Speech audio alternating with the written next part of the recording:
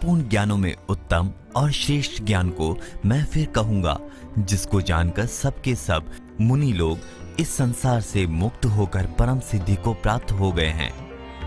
जितनी भी विद्याओं, कलाओं, लिपियों आदि का ज्ञान है, उन सब से प्रकृति पुरुष का भेद बताने वाला, ईश्वर की प्राप्ति कराने वाला ये ज्ञान श्रेष्ठ है। इसके समान कोई दूसरा ज्ञान नहीं है और न हो सकता है। कारण कि दूसरे सभी ज्ञान बंधनकारी हैं, जबकि ये ज्ञान भगवत प्राप्ति कराने के लिए रामबाण उपाय है। इसलिए इस ज्ञान को प्राप्त करने वाले सबके सब साधक मुक्त हो जाते हैं।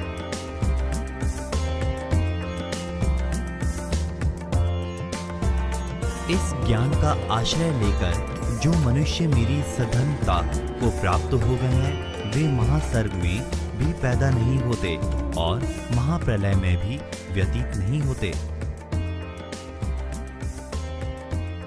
उस ज्ञान को प्राप्त कर मेरी सधर्मता को प्राप्त होते हैं। अर्थात जैसे मेरे में कर्तृत्व भोग तत्व नहीं है, ऐसे ही इस ज्ञान को प्राप्त करने वालों में भी कर्तृत्व भोग तत्व नहीं रहता।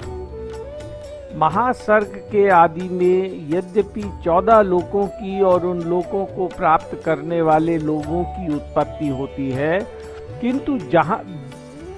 किंतु जिन महापुरुषों ने इस ज्ञान को प्राप्त कर लिया है, उनको फिर कर्म के अधीन होकर शरीर धारण नहीं करना पड़ता। महाप्रलय में चर अचर सभी प्राणी भस्म हो जाते हैं। समुद्र के बढ़ जाने पर पृथ्वी डूब जाती है।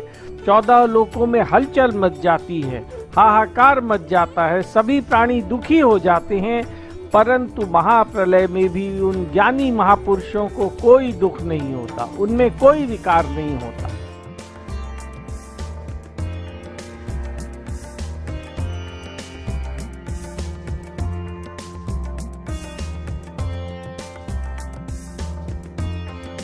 हे भारत वंशोद्भव अर्जुन, मेरी मूल प्रकृति तो उत्पत्ति स्थान और मैं उसमें जीव रूप गर्भ का स्थापन करता हूँ, उससे संपूर्ण प्राणियों की उत्पत्ति होती है। संसार की दृष्टि से सबसे बड़ी चीज मूल प्रकृति ही है। ईश्वर के सिवाय इससे बढ़कर कोई व्यापक तत्व नहीं है। इसी मूल प्रकृति से अनंत ब्रह्मांड पैदा होते हैं और इसी में लीन हो जाते हैं। इसी मूल प्रकृति से अनेक सांसारिक शक्तियां पैदा होती हैं। कृष्ण कहते हैं कि ये मूल प्रकृति मेरी है, ये जो कुछ करती है मेरी अध्यक्षता में करती है। महासर्ग में ये प्राणियों का उत्पन्न होना ही भगवान का त्याग है, आदि कर्म है।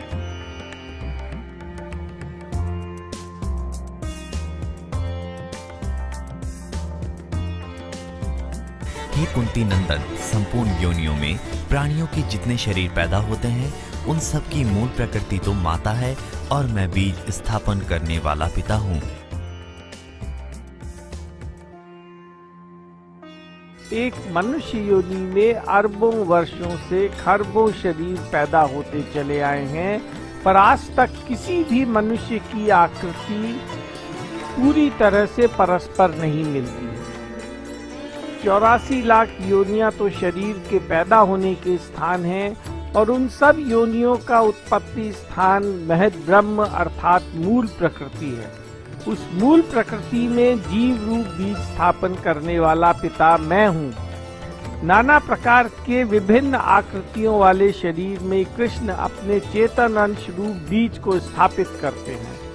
शरीर की भिन्नता से कृष्ण का अंश जीव भिन्न भिन्न प्रतीत होता है। वास्तव में संपूर्ण प्राणियों में एक ही परमात्मा विराजमान है।